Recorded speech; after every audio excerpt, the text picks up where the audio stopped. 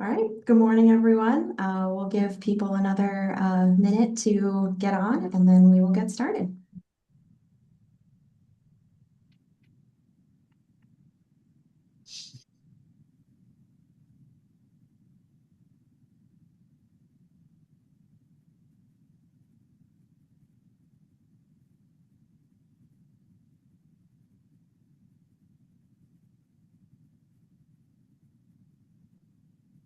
I pinned both of us, I just realized.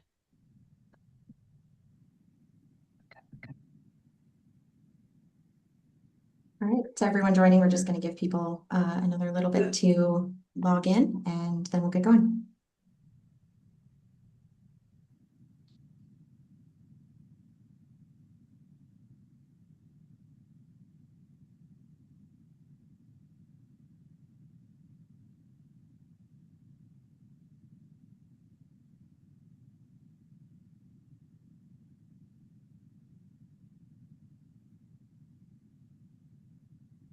Mm. All right, people will continue kind of popping in, but good morning, everyone. My name is Michaela Kukin. I'm a member fulfillment specialist here at WiscNet. I'm joined by my colleague Ivor. Wanted to start off by saying thank you all so much for being with us today. A few quick housekeeping things first. Today's session is going to be recorded and emailed out to all registrants. So when you get that, feel free to share it with your team or anyone. And then we will be leaving some time at the end for questions. So either keep them in your brain, put them in chat, whichever one, and then we will get them answered at the end.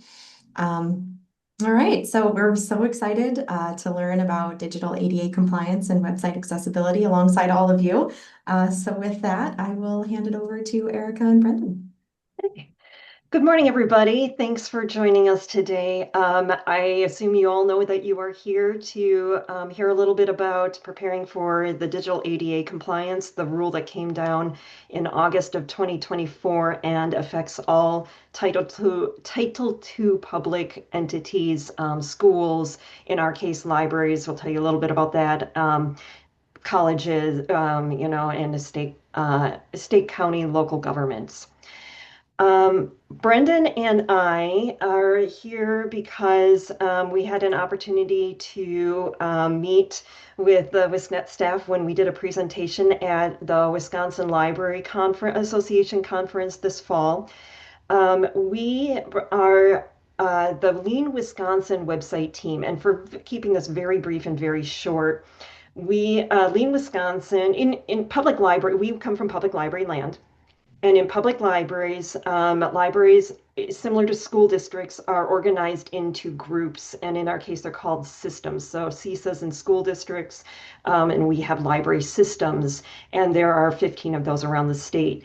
Four have joined together to form for websites a website partnership under Lean Wisconsin. Three are in a technology group together, and then we have an additional system that joins us for websites. And Brendan and I are that website team that helps support development and training and general hosting support for about right now, we're approximately 140 websites from I guess you'd say the Wausau area, Eau Claire area, down to up to Superior, Ashland, and down to La Crosse. So basically the central northwest part of the state. And we do this as a WordPress and Divi shop. So we do work specifically with the WordPress theme and WordPress CMS and Divi theme. And so we are very focused in that specifically, but we know that there's other content management systems and themes and tools that are being used out there. We basically got handed these. We've been with this program for about 2.5 years. Brendan is the website developer. I am a trainer and more of a program coordinator. And when we've been talking accessibility, but in August of 2024, we got hit with this just like everybody else and realized we have a lot of websites and this is going to be a challenge. We're here today to tell you that we have gone through all the stages of grief. Um, we started with the whole denial, like this can't be a thing because it's just so much. We've done the anger because, we're a small group. There's two of us. We have 140 websites. How can this be expected of us? We don't have training. We don't have skills. We've done the bargaining. We looked through contracts. We thought about contracting with agencies that have promoted their services with us, and it A, turned out to be too costly, and B, did not provide the service in the end that we were really going to need. We did the depression and said, yep, we've got to do this. And now we are here at acceptance. And so we're here to at least tell you how the journey ends for us and give you some of our experience today. At a very, very high level, the ADA standard is out there with the Department of Justice. There's a lot of information out there, and we've got some links and available information on that. It does come down to the WCAG 2.1 AA level, which is like a building code. It's a list of standards that you are supposed to meet. It's very complex. It's very confusing. The good news is that it is only a portion of that of the Section 508 Federal Information Communication Technology Rules. So if you were with a federal agency, this would be a much broader and a much more difficult standard to come into compliance with. So the good news is this is the easy one, but it does apply to all Title II public entities. And that basically means that if you are subject to Title II physical accessibility in your building, you are now going to be subject to this guideline and compliance standard. The compliance dates depend on your service population. We are fortunate that I think we only have one library that serves a population greater than 50,000 that is under our umbrella. So we are all mainly looking at a 2027 compliance date. But anybody who has a service population over 50,000, yours is coming up this spring for compliance. And the penalties for lack of compliance are the same as for physical accessibility violations. It's a civil penalty. I am not a lawyer. I'm not going to speak to this specifically, but my understanding is basically if a user comes and finds that they're not able to access the resources, they have the ability to bring a civil suit. And then you may go to court or the same way that if you did not have a ramp up getting into your building. The other key aspect to this is, unlike building codes, there is no grandfathering per se in this code. It's not that, oh, my website was built in 2022, therefore we don't need to comply. It's except for content, and I don't want to go too deep into this, but there are exceptions for content that is archived, like not having to go back and retroactively fix um, old, like say, if you're in WordPress system, a blog post from 2022. Those don't need to be fixed if they are not being actively used. And there's the gray area in there.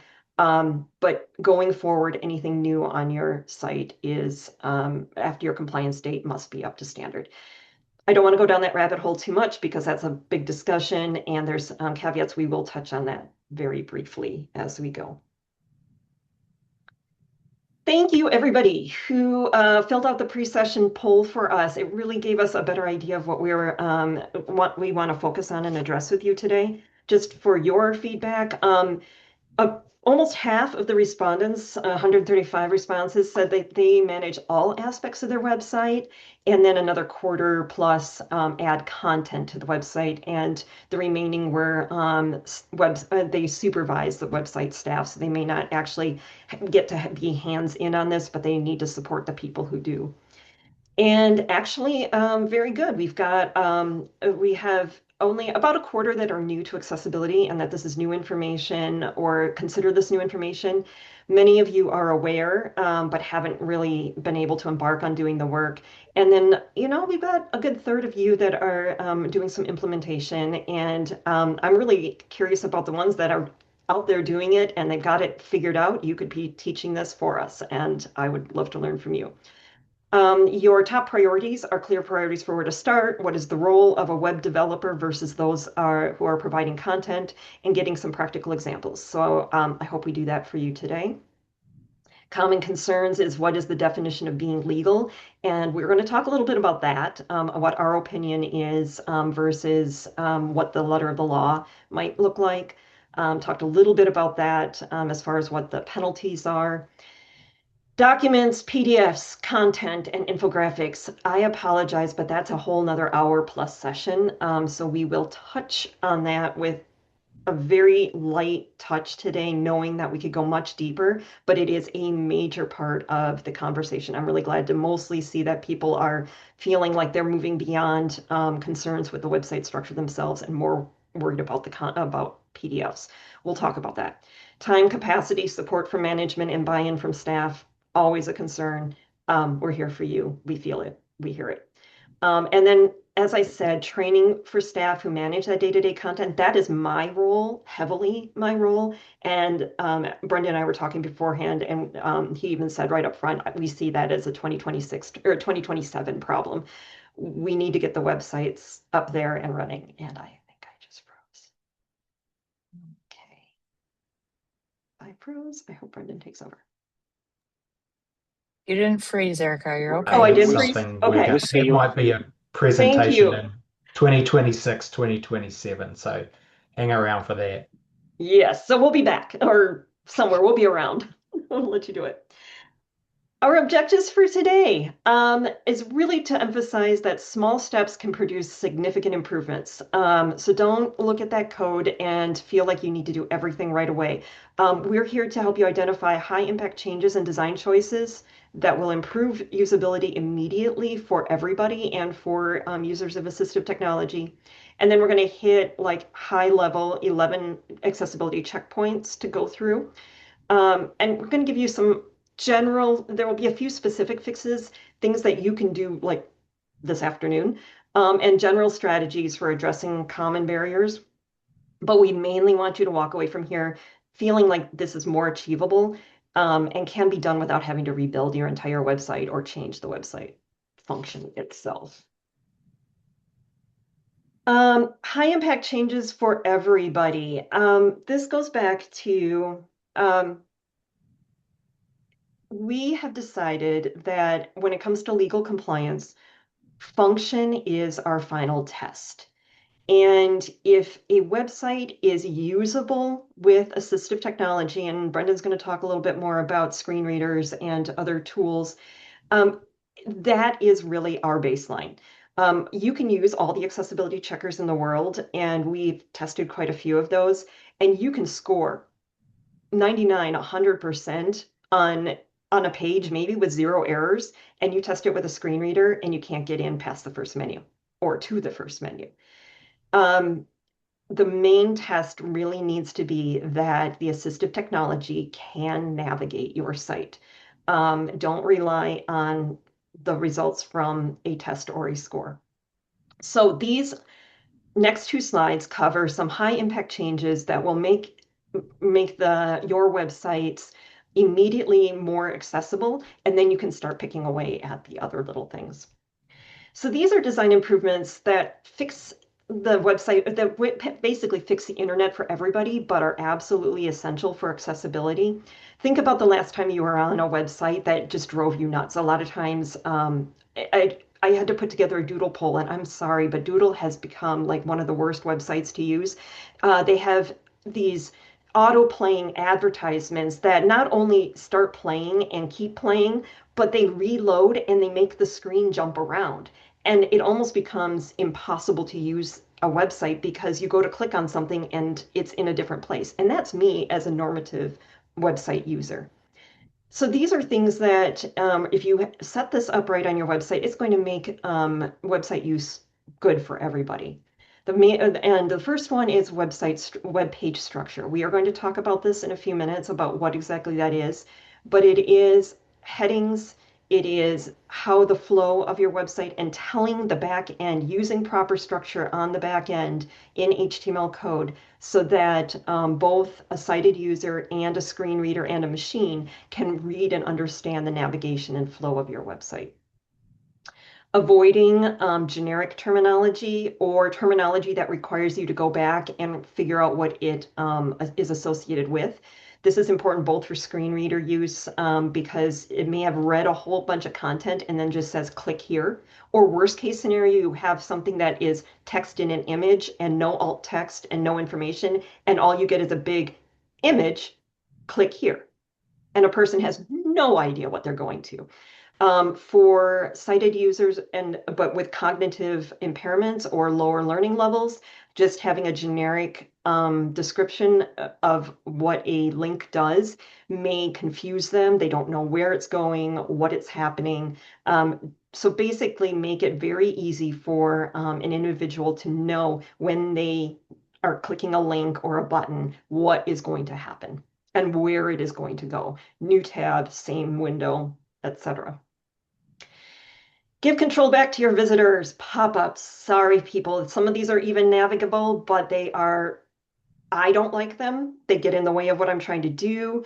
And even if and in some cases, a screen reader might get stuck there and you can't exit out of them. And you might get to a website and you can't even get to the page because there's a pop-up blocking access. It's also just annoying when you've been to a page multiple times, you know where you need to go, and you still need to close out of several windows that have popped up because they want you to register for a newsletter. Autoplay needs to, we can't do autoplay on video and audio. Having sounds come from somewhere and not knowing where to stop it, not knowing how to stop a video can be distracting. ADHD and autism and other cognitive abilities can find that very distracting and can't focus on what they need to focus on because there's something moving and playing over here. Again, links opening in new tabs. The general guideline or rule is to opt for the same tab when possible, but there are very good reasons sometimes to open in a new tab.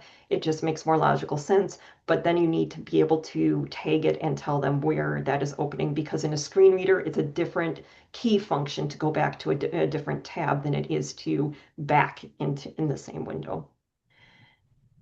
Using good contrast, clear 16-point font. We're all getting older. Every one of us is going to need to be able to see the screen. And there are ways to test for contrast. And there are a 16-point font on a screen because screens are responsive and they change. But 16-point will give you a very good starting point for size. And then again, back to avoiding distractions. Animations, things that pull a person's focus away from one part of the screen because something is moving over here. Make anything that moves something that the user opts into and presses play. And I know we had a lot of this in the pre-survey, pre-session survey, avoid PDFs. And we'll talk a little bit about that, not as much as we probably should, but as much as we can. High impact changes for accessibility. Essential design changes that assure your website is minimally navigable for assistive tech. And when I talk about high points, easy changes, things that you can log out of here this session and go to your website and do today, if you are a website manager, these do not require JavaScript, CSS, any kind of coding. And we'll show some, and I'm going to run through this list, and then I'm going to ask Brendan to demo a couple of the things that we see here. And please note, for the websites that we are demoing through this is not because we're picking on you as a site. You just happen to be a good example or an example of what we see a lot of across our websites in general. The first one is to remove navigation links from menu items that have drop downs. This, I think you'll understand it once you see it, and you'll understand why when you see it. But when the top menu item in a header menu that has items beneath it, if that is a link, usually a screen reader will have to navigate to that item and then cannot get to any of the sub-menu items beneath it. So your screen reader user will never know that those other menu items exist. And so we'll demonstrate that in a minute. Displaying calendars in agenda view by default. Grid calendars, which is our traditional Sunday, Monday, Tuesday, Wednesday, Thursday in boxes across the top, and then boxes for each date. That is what we are very familiar as sighted users as using. A screen reader doesn't interpret that information because it's not really a proper table. So most of the time you just get read the information as a script and it doesn't actually get associated with the day of the week. The date maybe, but not the day of the week, and it just becomes unintelligible. So the default then would be to set it to a agenda view, list view, schedule view. There's different names for it. And then allow your sighted users to choose a grid view. Um, Never display images of text. This is a big one that we struggle with in libraries is you get a really nice poster, often a Canva poster. You make a JPEG out of it and you throw it up on your website. And that is just one big empty blank box to a screen reader. There is no information there to your website visitor, and it is completely inaccessible.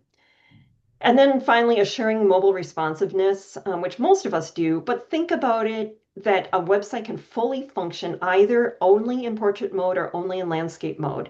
And this is essential for users who have a device mounted in a fixed position. Maybe they can't hold a device. Maybe they have too other in basically can't hold a device and they need it mounted and it's not going to rotate for them. So they need to be able to do everything from a single either portrait or landscape position. So Brendan, do you want to quick demonstrate those examples out there? Sure. I think Erica explained it fairly well, but sometimes examples just help. So what we were talking about with the top level menu item not navigating away. So if I was using a screen reader, so for example, the about here obviously has a sub menu, but if I can click on the about and it goes away to another page, which this one does, it means if I'm using a screen reader, the keyboard command in a screen reader is the same to drop the list down as it is to go to the link. So the screen reader user never sees the submenu items. So you've spent all your time fixing up the pages that screen reader users will never get to see or know are there. So that is that issue.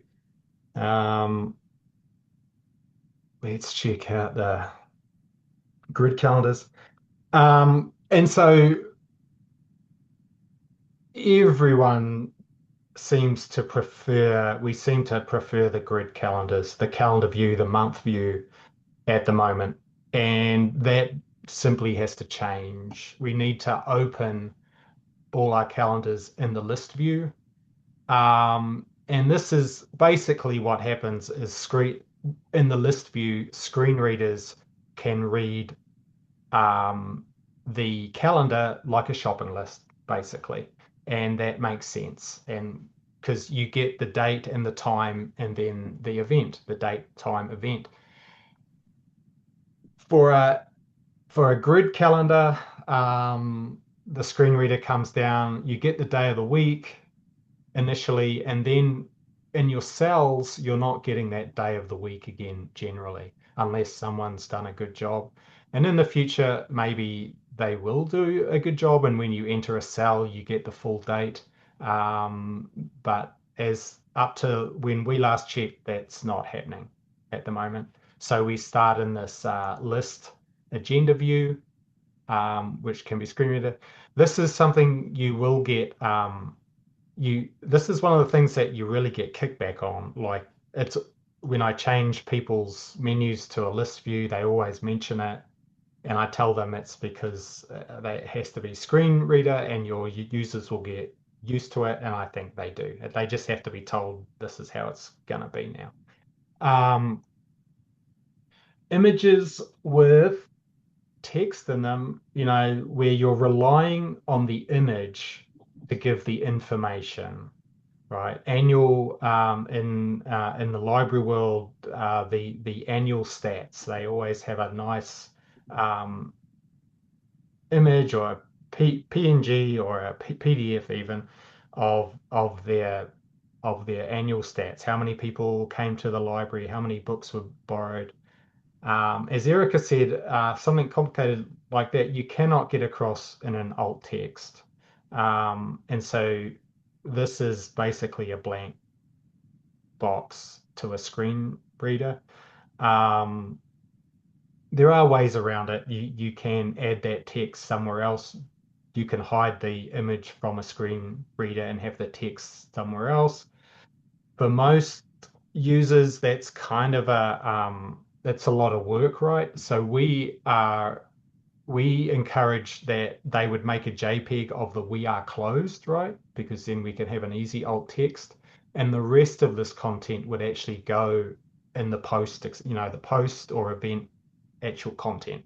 That would be HTML, which is that's how we're asking our libraries to approach images and things like that.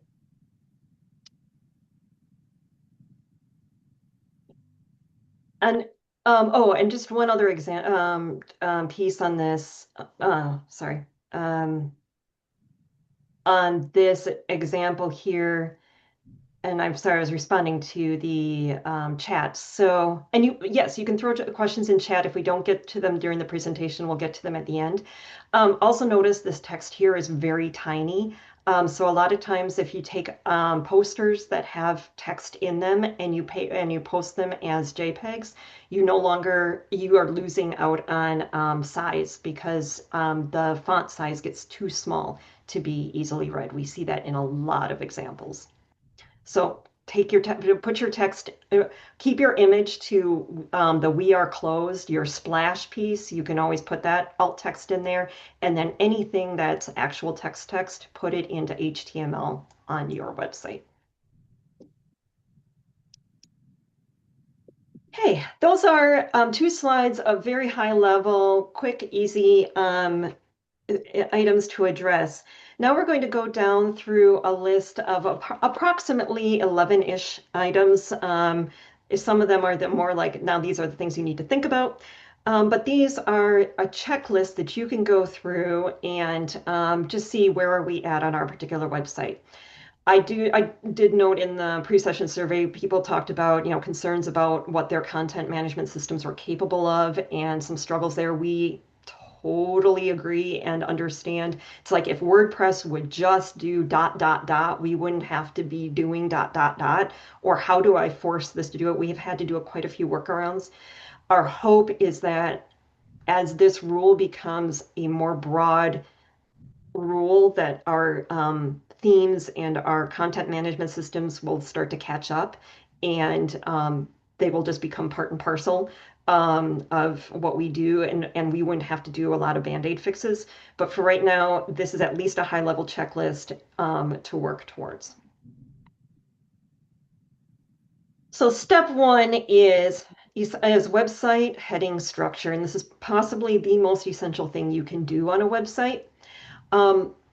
I'm going to start with what is heading structure, and this takes me back to probably 5th grade when my teacher sat us down, handed us a textbook, and said, "Okay, make an outline. What is your main topic? What is the first point underneath that point? What are the subpoints underneath those points? What is your second subpoint? What are the subpoints underneath that?" That translates into HTML as H1, H2, and H3. And notice on this slide that I did some examples here. If we go back to the previous slide, key features of an accessible website is what I would consider my H1. This is my title. This is the heading for the entire content to follow. And then the subpoint number 1 is my heading 2. And then I have underneath that 3 heading 3s. If you are familiar with the term wireframe, this is how a wireframe is built for your website and for a web page. Every page should have a heading structure laid out like this with content in a logical and navigable order. This allows both visually to scan a website because the headings are usually different sizes. It's often part of a theme to have that already set. But it also is essential for how a machine or a screen reader uses that. So Brendan, you want to explain why this works and what this is important for? Yeah, like as you said, really important. And you don't want to get it wrong for sure. Like this, the headings are really important, and if you get them wrong, it it really messes things up for screen reader users because screen reader users are using the heading structure to quickly navigate the page. And so if a heading is out of order, it makes it look to them like that heading is sitting under like the previous heading, say. And if it wasn't meant to be, it gets really confusing really quickly, right? And a lot of the standard is about let's not confuse people. That's really what a lot of the standard is aiming at. It's trying to make things really clear. So we need the heading structure to be correct, and partly it is for quick navigation. Like it's a screen reader user's way to scan the page, right? They can't use the wheel to quickly scan up and down the page. They use the heading structure. And the other one is the actual navigation. So if you have the headings right. So if they're in something and they find, oh, actually, I'm not really interested in in this, and they know their last heading was an H2, they can just press H2 again and get out of it and go to the next section, right? They can so they can navigate, and also they can go Shift H2 and they can go back again. So it's their way of na navigating and talking about CMSs and themes and what they do. For us in Divi, the heading structure is the only control we have. Like we can't do all these other types of structures that websites have. We can only control the heading structure for our screen reader users, so it's really important. One other note about H1 is H1 is synonymous with title, so there should only be one H1 on any page, and then H2s follow. I notice a lot of themes really want to make everything an H1 and sometimes you don't even need an H1 because the title of the page itself is the H1, so you need to consciously go through and set everything else to H2s. Do you want to quick talk about a screen reader only workaround, Brendan?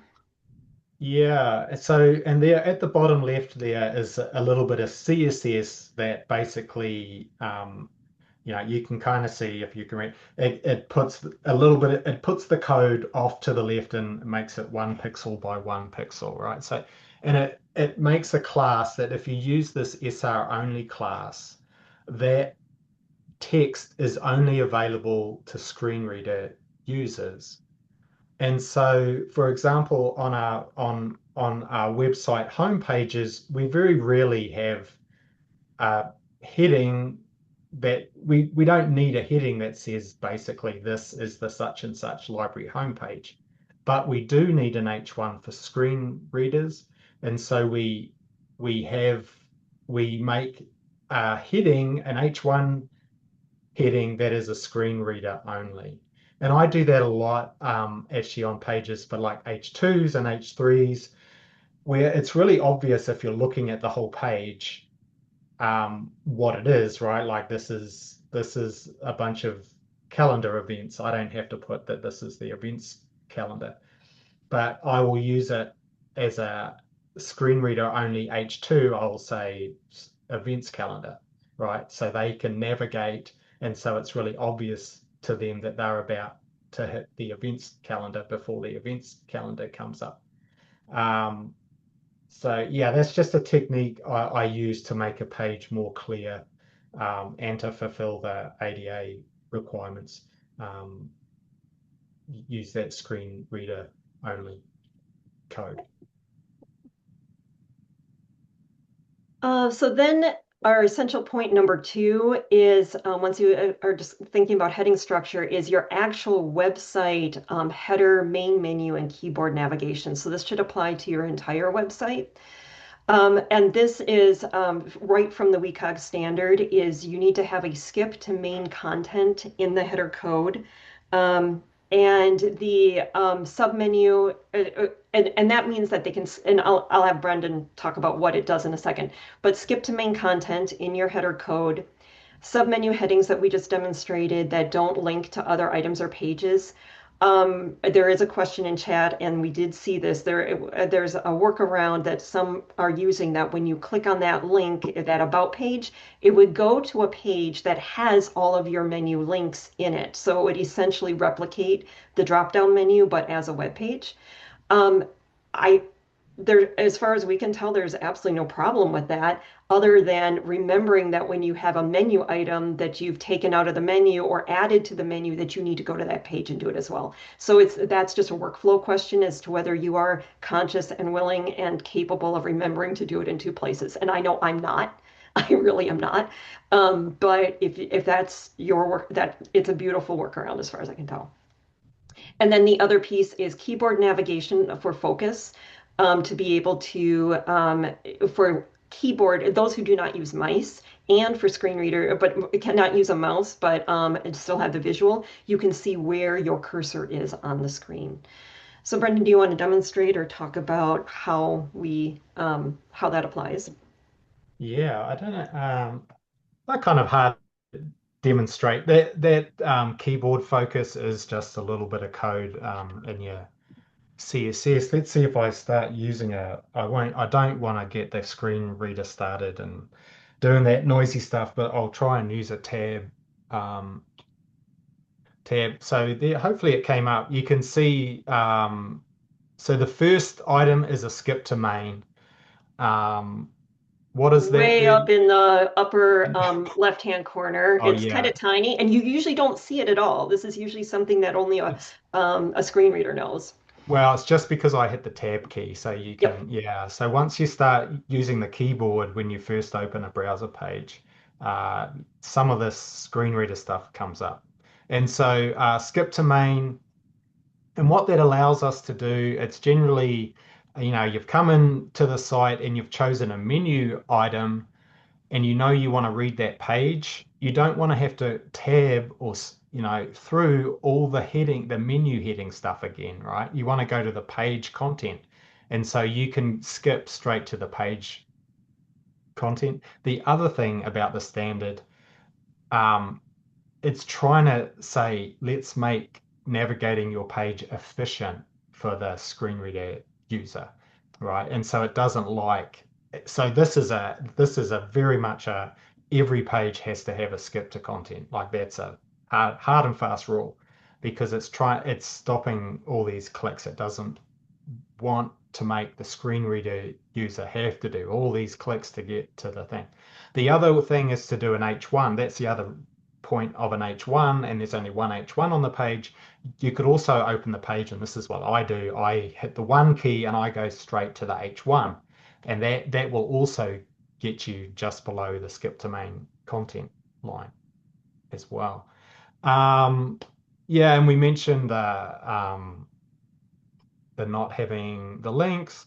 If I tab, do we see the focus?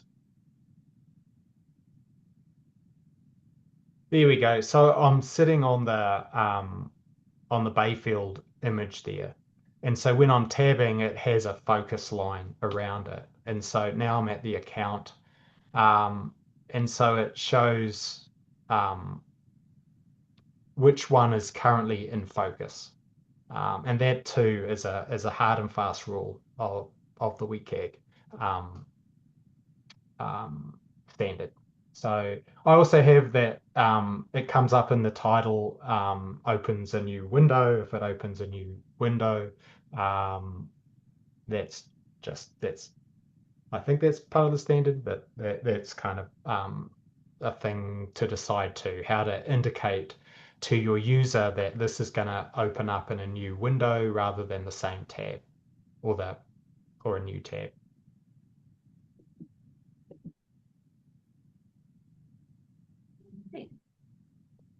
And we're moving a little quick. We want to make sure we cover all this, and I am keeping an eye on chat. We will answer questions as we go, or make sure that we address those or at the end. Again, we already talked a little bit about the calendars and list or agenda view as an essential piece, and why it matters. There are usually I'm very quickly going to show a couple of examples. Almost every calendar has this option.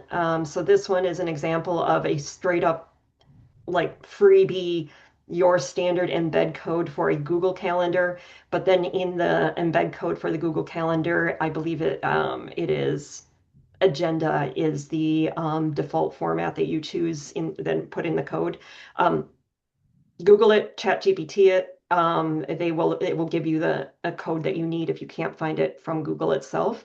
But then you have the drop down for week, month options. So a user can then choose to view it differently.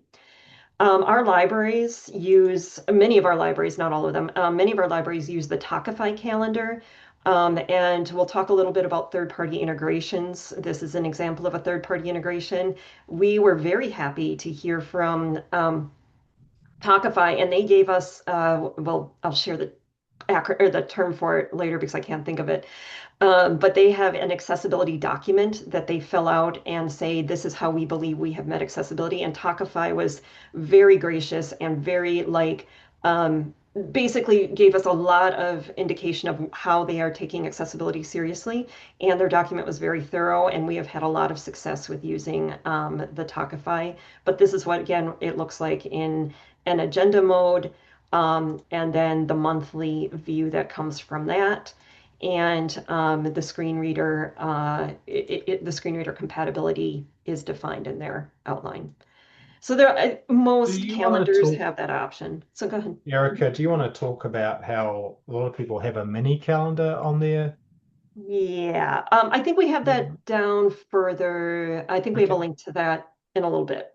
But if we don't, we'll find that at the end. Just a reminder. But there are, again, another screen reader piece where of creating a situation where if you can still use the functionality, but then allow a screen reader to navigate around a feature that might be for visual use, more for visual users.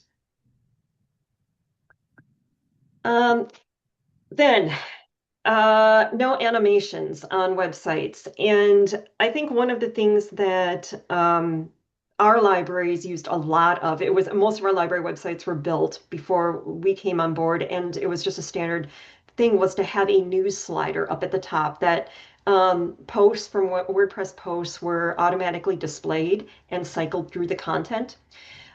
This is something that we have to go away from. And I'm going to show the example. Again, I'm picking on somebody. It's not that this is just a very common thing. And this is an example of a very common thing where we have a large banner image that is automatically rotating.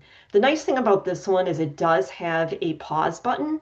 So you can pause it, but the necessary change would be to make it a play button that a user would come and be able to hit play on and to self-manage that navigation rather than the auto scrolling navigation. There's some other things with sliders and challenges with accessibility because of the title, but explain, Brendan, what is happening to a screen reader when they look at this, when a screen reader sees Oh, this? oh, yeah, the screen reader just can't follow it because it's JavaScript in the background, basically moving the image along. The screen reader can't follow it. So a lot of things, like if this was like a post slider and you're in a title, right? And then so it's reading a title, and then in the meantime, the automations move the slide, and you went down, it would actually read the description from the next slide, for example. It just doesn't. It just cannot handle automations at all. Yeah, because it's not registering the JavaScript. It just can't keep up with the JavaScript at all. So yeah, So it more than just being becomes tough. distracting, it also just means that your user simply can't, the content isn't being read out to them appropriately. We do have a couple of examples here of our changes that we've made to a few sliders, but we're going to keep moving. And this presentation will be made available, the slides will be made available so you can take a look at this as well later.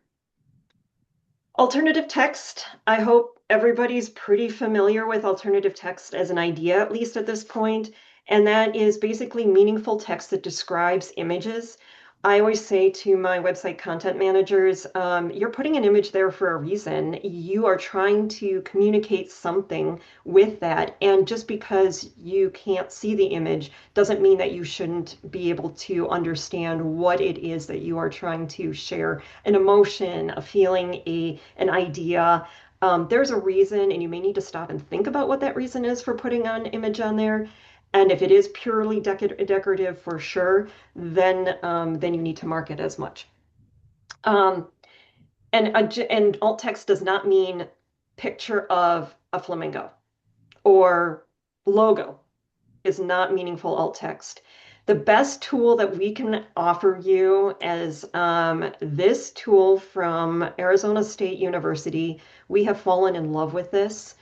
It is the Image Accessibility Creator. And I'm sorry, I didn't ask Brendan to pull up a file. I don't want to just go looking for something. But what basically you can drag and drop an image file or upload an image file to this.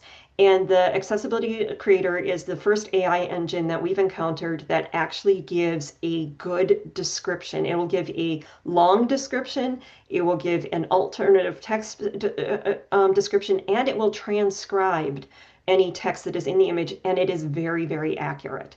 So if you do have an image and we have saved hours, hundreds of hours of having to think up alt text by at least starting with this. I always review it and make sure it's appropriate for your purposes. But I'd say 90% of the time, if it's not something very specific like documentation, it gets exactly what you're trying to get at, and it does a very nice job at alt text. So save It's a yourself some time. real it's a real brain saver. So I even use it on very simple images just so I don't have to think about it. Yeah. It's a real brain saver. So if you've got a lot of images to do, it's really worth trying out. And again, I'll be sharing all of these links in the slides and resources. So we will get to a link to this. I I can't make anybody complain about doing alt text anymore. We'll just put it that way. Don't use images with text. I think we covered this in the in the example, bad example. Again, screen readers can't read it, and maybe machines will be changing. A lot of this comes with a caveat that with AI and with technological developments, maybe some of this will become more integrated and part of technology in the future. It's not right now. And so we have to get away from putting images. If you can't select the text with your mouse, a machine can't read it except for the Image Accessibility Creator, which is amazing. But a standard screen reader and uh, even Google Web Crawler can't read it. So this is the example again, and here's an example of what we are advising our libraries to do now is to create Canva posters that have a splash image at the top, pull that image in, give it, even this one does have text in it, but we put that into the alt text. So there is image that has, but we put that in the alt text. And then the poster content goes into the text box down below. So make a splash at your top and make all of your other content stuff that you can cut out, and make sure in our case the splashes should all be the same size so that the website conforms. And so that's one training tool that we're using for those who are maybe not doing the website, but they're creating posters or other items. Now we're getting into things that are a little more technical and a little more advanced. If you've gotten up to here and you've started doing those things to your website, I'm going to think that at least people can get to your website and navigate your content. Now we're going to start talking about a few things that are like the next step um, in website accessibility for screen readers and a few other things. ARIA labels are, I'm just going to say they are alt text for anything that's not an image. So a button, a link. What does it do? Where does it go? How does it function? Does it, where is it taking you? What is the role of that click here button? And what is going to happen? Is it going to take you, is it going to open in the same the same window or the same tab, or is it going to open in a new tab? And all of that gets defined by adding ARIA labels to those tools and functions. This is, again, a little more on the website structure. And so if you're a content manager and you're making changes that are adding links and buttons, make sure you're working with your web developer so that when you make those changes, along with heading structure, anything like that, that you're communicating back and getting those things, those other things added back in. And that's really all I'm going to say on that. Again, want to be respectful of your time.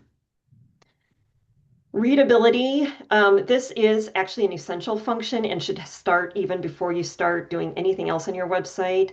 When you build a website, make sure that you are starting with accessibility in mind and that you're using good font sizes, good contrast. We really like the WebAIM contrast checker.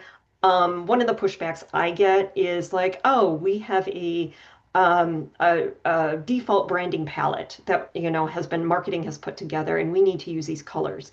Well, the first thing that I always do is make sure that we've gone into the contrast checker and made sure that those colors are contrast ready, and then we set up a contrast palette for the web page. And Brendan does this when he builds web pages, and I do this when I'm working with libraries on retrofitting. And sticking to two fonts. We could have a whole discussion. Fonts are design, and there's a lot of this, but sticking to only two fonts on your website. Sans serif tends to be better on screens, and there's some discussion about dyslexia and what's easier to read. I'm not going to go into which fonts are good fonts or bad fonts, but have a heading font, have a body font, and stick to that. Don't get fancy. This is one of those things that everybody's going to benefit from. Entering the age of glasses, entering the age of needing bigger fonts on everything and better contrast is just going to make life better for everybody.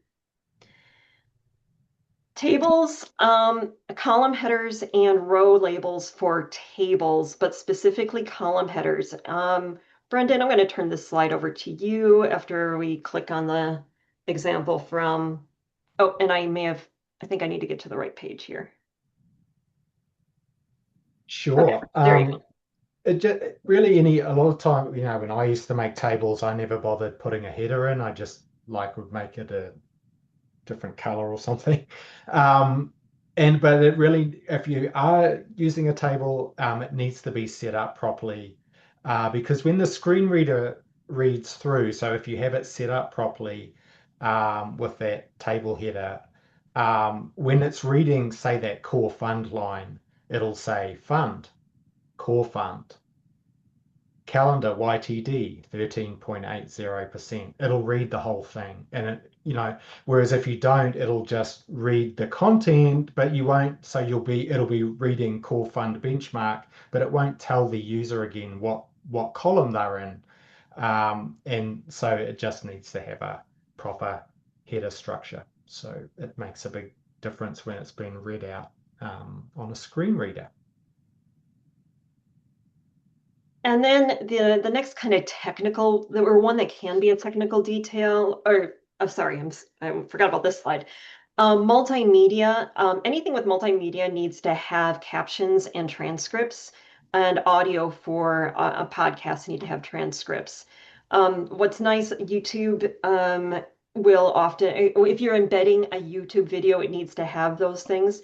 An example that I feel like we're picking on Baraboo a lot, I apologize, but just was some really good examples on here.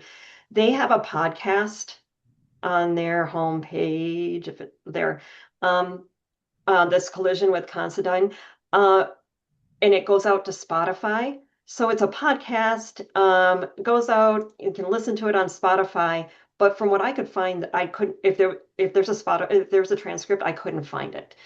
So anybody who is deaf or hard of hearing would not be able to participate in the content of this, could be really interesting podcast. So transcripts are necessary. Here's an example of embedding a transcript right on your web page for a fairly short video. You can have it open into a new tab if it's a longer video, or other ways of providing a transcript. but this is a short video that is part of the About Us page, and then the transcript is just here in a drop down because it's fairly short. And then you can hide that transcript, but it's right there next to the video. And again, that matters because everybody needs to be able to participate in the content of your website. Forms and fields. Brendan, why don't you talk through quickly what is happening in forms and fields? Yeah, so when another thing about the standard is it really doesn't like if someone's in an input, for example, as they would be in this form, it doesn't like that the person may have to, once they're in the input, that they may have to remember what the input is, like if they were last told the name previously. So when they're in the input, ready to enter what they should in there, it should tell them, it should be labeled correctly that you're entering the first name. This is for you to enter the last name, right? So the standard does not like if the person forgot where they were at, they would have to go back and think about what it was. And you get actual forms that have nothing. And so a screen reader would come in and it's just inputs and they have no idea what they're supposed to enter. So that's a really good one to check that you're doing correctly. Um, yeah. And forms are notoriously awful and hard to deal with. And it's also usually a very essential function. If for this Rock County, if you wanted to join a committee, that's the way you have to do it. And if the form doesn't tell you what fields to fill in, you've been cut out of the opportunity to participate in a committee. So essential function needs to be addressed. Documents. Oh my gosh. Yes, I saw it. I feel it. This is something that I have nightmares about. I think we have covered. Oh, I'm going to talk about a workaround. I'm not going to talk about PDFs. The reason PDFs are not great is because A, for visual people, they are not mobile responsive, and B, without remediation, they are basically impossible for screen readers to interpret. And the remediation process, I've been following some Facebook groups of professionals who do this, and you have to be a professional and it's a paid job and it's expensive, it's time consuming, and there's at this point, sticking to regular documents is just going to be better. Very briefly, I'm going to talk about the workaround, or not workaround, the alternative workflow that we are developing for our libraries and our systems. We create everything in Microsoft, or we encourage everybody to create everything in Microsoft. Google has not caught up to Microsoft in the accessibility standards. There is an add-on, it's called Grackle. And if you are a Google house and you are using Google Documents and you don't, then the best thing you can do is add the Grackle add-on, and it serves basically the same function as the accessibility checker in Microsoft products. Microsoft Word is by far the most advanced. I have done my best with this PowerPoint, but again, there are just things that accessibility in Excel and PowerPoint are still lagging behind, and it's challenging, but Microsoft, by every standard, just right now, I'm not selling a product. Trust me, I have my own opinions about Microsoft, but they are the ones that are meeting the accessibility standards the best. What we do is we have created SharePoint repositories for our libraries where they are encouraged to place documents that they are publishing to their websites. And then here's an example of how we are publishing, say, board materials.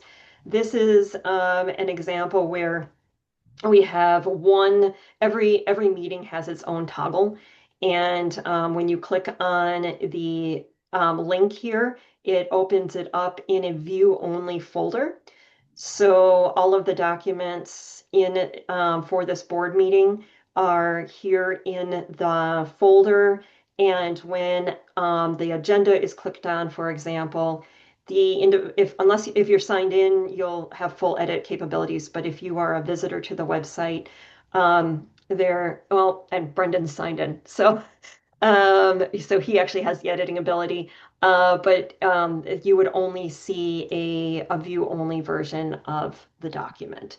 And that is screen reader. The screen reader can read it. You can choose to print it or download it from there if you are a sighted user. So again, it starts with a screen reader accessible view that has all of the metadata. I could talk for hours about this, and it's probably a whole nother session. Again, I get it. Other considerations, third-party integrations. We talked a lot about this. And this is tricky because you do not have direct control over these things, but you still are responsible for making sure they work on your website. This is what I talked about with the Tuckify, for example. What we have been doing is we are gathering these accessibility conformance reports. Sometimes they're actually called a VPAT because that's the template term, and so organizations or companies will call it their VPAT. But what it is an accessibility conformance report, and that will talk about how they have remediated or are addressing the WCAG standards within theirs. Exceptions to the third-party integrations. If you are linking out, like say to a food pantry in your community, and the food pantry is not a Title II entity, and it's not an essential service, it's just you're a school district, you want to connect to community resources, that does not need to be compliant. Probably someday should be out of the spirit of the law, but you can't force the food pantry and you can't, and there's no reason not to be linking to an essential resource. But if it is a essential part of your services like land information, GIS services, testing services, payment services and for libraries, it's the library catalog. So you can search for books and request books. Those things need to be compliant because it's part of your standard service. Finally, social media. The other piece about social media is that we've had libraries say, oh, we're just going to go and put everything up on Instagram. It's not that easy. Your social media also has to be compliant, and you have to include alternative text and do those pieces there. And you need to have alt text, captions, transcripts. That needs to happen. We don't train on that because we're covering websites, but it does need to, your social media also meets those standards. And for those of you that are dealing with Res Carta or digital archives, historical research, again, I feel your pain. We aren't talking about historical archive information that is still being readily, usually meant for research and access. That is, at this point, I'm sorry, it's a 2027 problem. We've got to get through just making our websites accessible. We'll have conversations within our group, but again, we've just got to deal with what's on the front end. Infographics, newsletters, brochures, these are ongoing conversations, making sure those are accessible, complex Excel documents. But the point right now is get the big stuff done. Get your website, so test it with a screen reader, come back and deal with about those the brochures and the newsletters in due time. Finally, we are running over. So these slides will be available to you. Take-home messages is things to fix once on your website. Come back and check them regularly, but this is the list of the things that structurally need to be addressed on your website. And then the things that need regular maintenance for content managers. This is a checklist here just to keep going and make sure you're doing on a regular basis. Alt text, don't use headings as formatting, et cetera, et cetera. These are some tools that we have used. I'm going to have Brendan talk very briefly about NVDA, and we are willing to stick around. So if you guys are okay with sticking around, we'll still be here for a few minutes. But these are tools that we have used, and we can talk a little bit about why we haven't gone with a paid service. These are resources. Most of these are free. These are trainings, training resources on this that I and other friends and other colleagues have used. I find Section 508 Gov to be a great resource, especially for documents. If you are in a library system that offers Udemy, there are free courses, Gale courses and there's some good accessibility courses on there and just regular references. I've put a link to the training pages that I'm creating for my library staff. We are trying to accumulate some good accessibility posts, and I hope to do some better coordination of certificate trainings in the next year. And with that, thank you very much. Brendan, why don't you talk a little bit about, because there were some questions about NVDA and or a recommended screen reader. I'm gonna have you talk a little bit about that.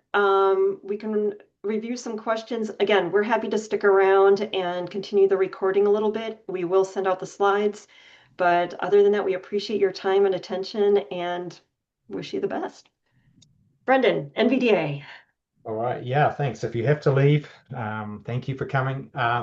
So these, particularly these top four tools on the left there, are my core tools. They're all free to a certain degree.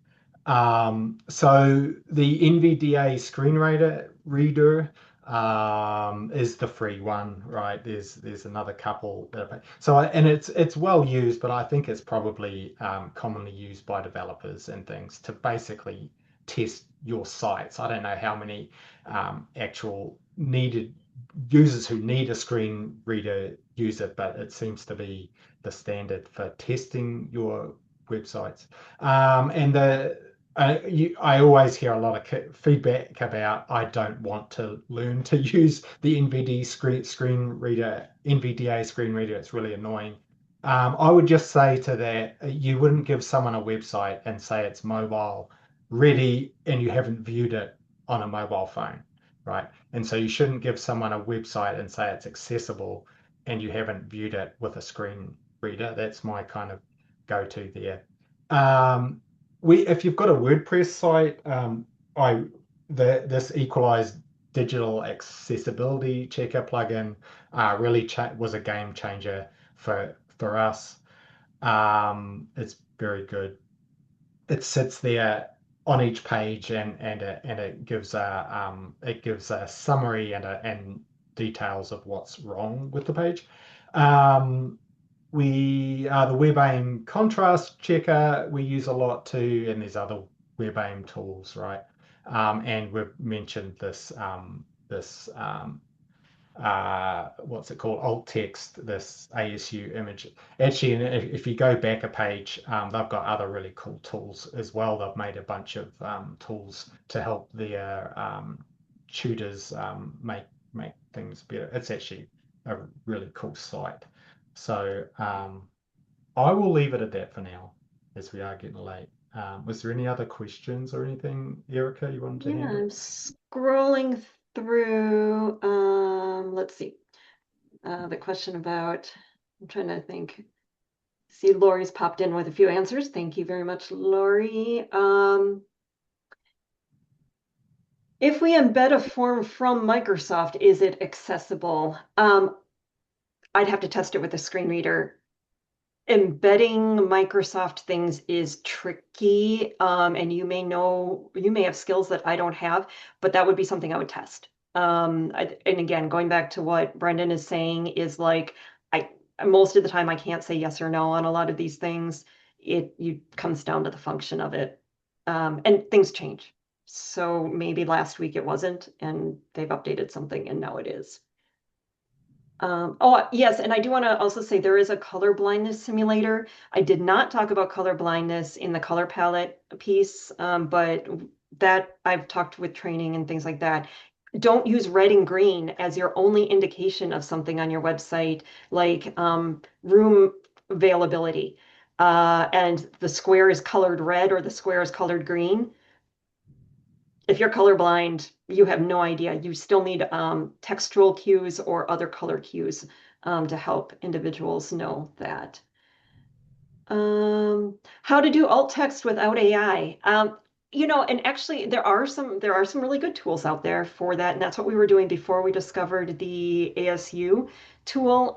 What I've actually found is use the ASU as your trainer. Like try to write some alt text, throw it in there, compare what you got and decide if you like it or not. We've done this. We've just done some practicing too. Like, we don't want to necessarily use AI, but this is one of those resources that I think is definitely worth exploring. I get but there are other resources out there. I can throw some up on our website that we were using prior. I don't have them off the top of my head. I wonder if in the near future there will be AI that can make pages accessible. Please, yes, put us out of a job. Thank you. It's changing a lot. So Erica and I ended up kind of ahead of the game, which is why we're doing these talks. But in the last 6 months, products have changed. Talkify calendar, for example, did not used to be accessible, and then we went back and it was. WordPress, some things must improve. It must. It seems the easiest place for things to improve is on the back end of some of these products. Um, so it will happen, I think, but it's whether you want to wait, and it's what you want as your knowledge base too. That's the thing Erica and I were talking about, like, oh, you could get someone in to do this for you and pay the money. But if someone in your organization doesn't know how to do this anyway, you're just going to have to get that person back in 2 years, right? Because your website's going to not be accessible again. So someone needs to know this. Someone in your organization needs to understand accessibility.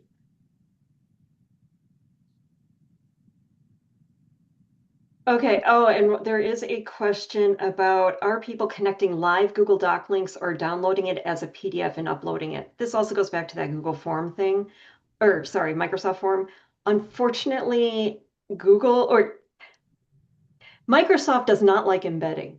Google loves to be embedded. And you can, I'm frustrated that I can't just embed a visual of these PowerPoint slides, whereas Google presentations embed beautifully. So a lot of times I get pushed to wanting to use Google because of its functionality as a visual within a web page. And it has to do with Microsoft and security concerns. For them, it's a security concern to allow embedding. Um, if you are using and there's a link to the Grackle add-on right here. If you are using the Grackle add-on and you are doing a Google presentation embedded on your website, it's going to be better than nothing. And it may just functionally work better, and you might get away with it without, again, test it with a screen reader, see if it works. So that would be the ideal, is embed that or link that Google or Microsoft product, your document, your document, your presentation, or your Excel or spreadsheet directly, but no PDFs. A person can download it and create a PDF for themselves, but you offer it as the original source type of document.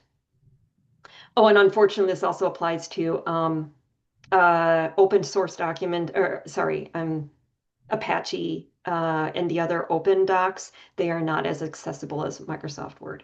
You do not need to be a Microsoft user in order to view documents. You are not requiring people who are coming to your website to view documents to have a Microsoft account in order to view them. It is simply for the creation of them that, yes, you do need a license to Microsoft. Hey, I'm sure there's something in here we miss. Oh, Canva.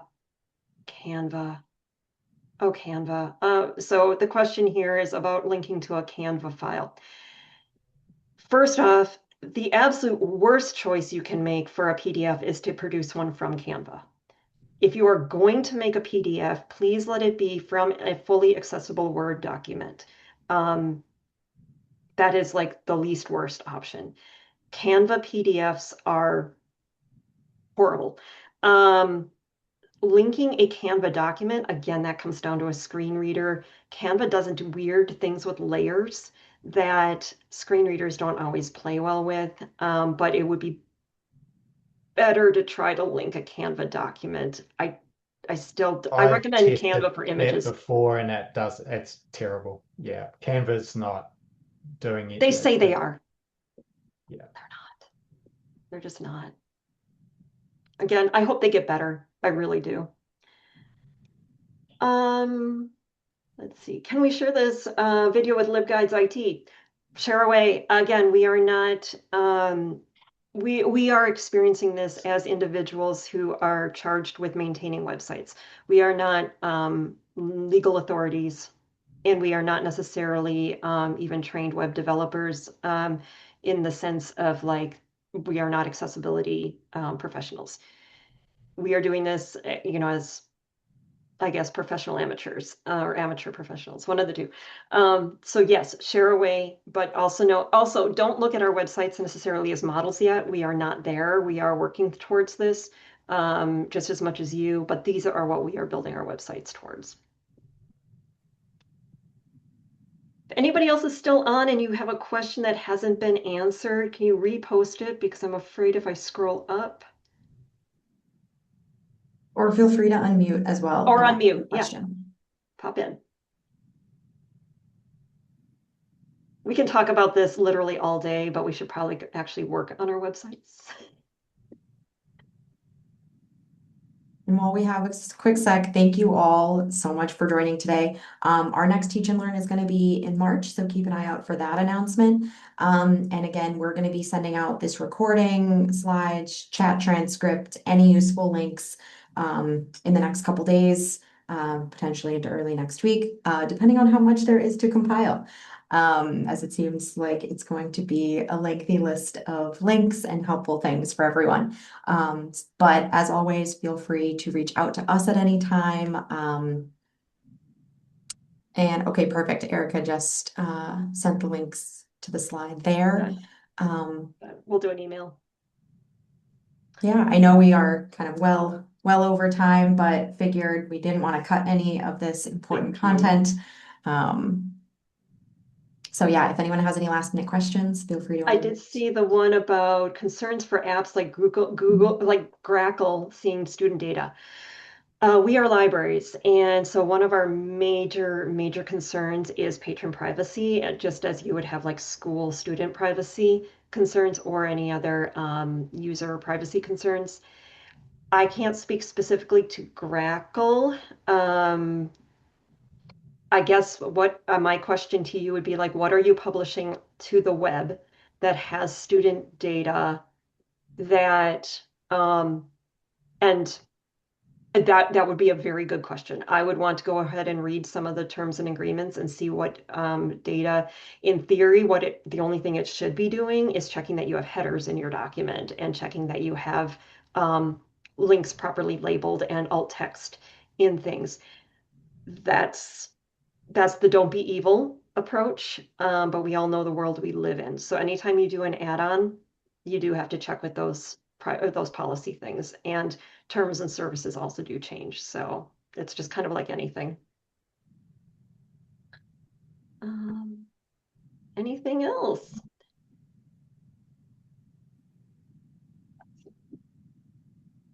All right. Great. Well, thank you so much, Erica and Brendan. This has been immensely helpful for everyone that joined, everyone that's going to get this recording, and definitely us here at WiscNet too. So thank you so much. Everyone have a great rest of your week, and we'll see you in March. Thank you. Thank Thanks you. for the invite. Bye. Bye.